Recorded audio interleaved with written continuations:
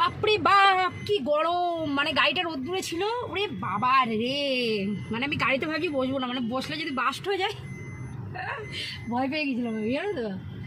তুমি কি করে বসলে?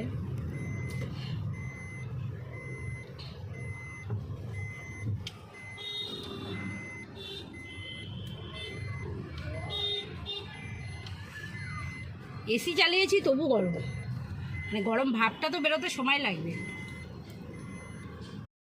কপালে লাগাবে।